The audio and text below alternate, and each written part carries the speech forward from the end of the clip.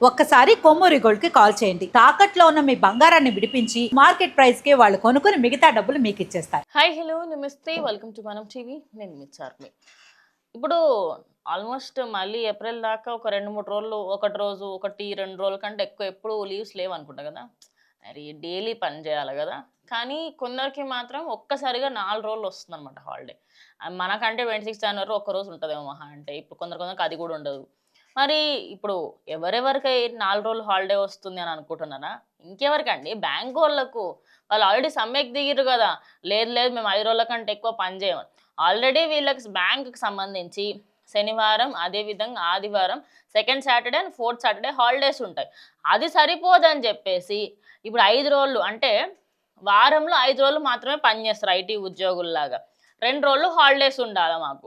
ఎందుకంటే మాకు మా ఫ్యామిలీతో టైం స్పెండ్ చేయడానికి వీలవ్వట్లేదు. అదే కాకుండా మాకు సంబంధించి ఫర్దర్‌గా మాకు పని ఎక్కువ అవుతుంది అని చెప్పేసి అంటున్నారు. అయితే ఈ 5 డేస్ ఏదైతే ఉందో ఓ గంట అదనంగా పని చేస్తాం కానీ సాటర్డే, సండే హాలిడే ఇవ్వమని అంటున్నారు. అయితే ఒక్కసారి 4 రోజులు ఏంటి అనుకుంటున్నారా? రేపు సాటర్డే, ఎల్లుండి సండే, దాని తర్వాత 26 జనవరి, 27th రోజు వీళ్ళు సమ్మెకు దిగుతున్నారు. అంటే 4 రోజులు కంప్లీట్‌గా హాలిడే ఉండబోతుంది. ఇన్ కేస్ అది ఇంకా పొడిగించారు అనుకోని 5 రోజులు అవుతుంది.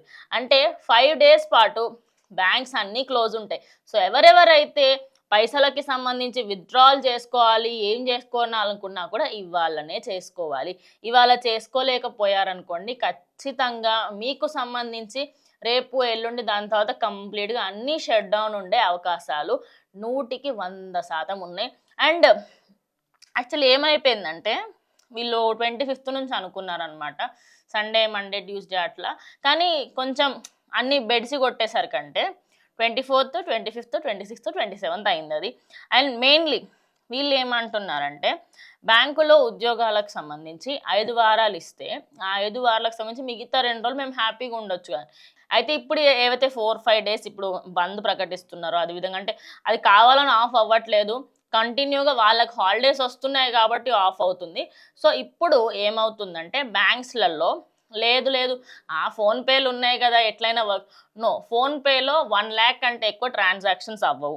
అదే కాకుండా మన ఏటీఎమ్స్‌లలో 25,000-30,000 వరకే మీరు విత్‌డ్రాల్స్ చేయొచ్చు. లేదు దాని తర్వాత బై మిస్టేక్ అక్కడ అమౌంట్ లేకపోయినా ఫర్దర్‌గా వేరే ఏటీఎమ్స్‌కి మీరు వెళ్ళి తీసుకోవాలనుకున్నా కూడా ఈ 4-5 డేస్‌లో చాలా కష్టంగా ఉండబోతుంది.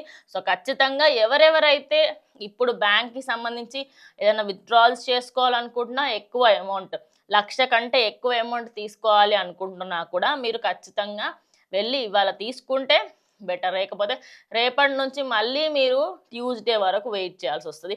ట్యూస్డే రోజు కూడా అది ఓపెన్ అవుతుందా లేదా అనేది బిగ్గెస్ట్ క్వశ్చన్. సో మళ్ళీ వెనస్డే రోజు ఓపెన్ అవుతాయి కాబట్టి ఎవరెవరికైతే పనులు ఉన్నాయో వాళ్ళందరూ ఖచ్చితంగా ఓవరాల్ తెలంగాణ వ్యాప్తంగా ఇది జరుగుతుంది. ఎందుకంటే ఎల్ఐసికి సంబంధించి ఇంకా చాలా ప్రాంతాలలో ఈ సమ్మె అనేది నిర్వహించారు. ఇక్కడే కాకుండా వేరే వేరే ప్రాంతాలలో కూడా మాకు హాలిడేస్ కావాలి అని చెప్పేసి అయితే ధర్నాకు దిగడం జరిగింది.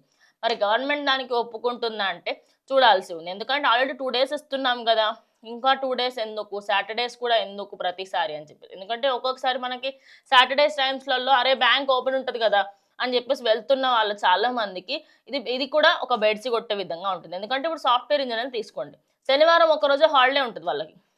వాళ్ళు శనివారమే కదా నా బ్యాంక్ పనులు ఉంటే చేసుకునేది.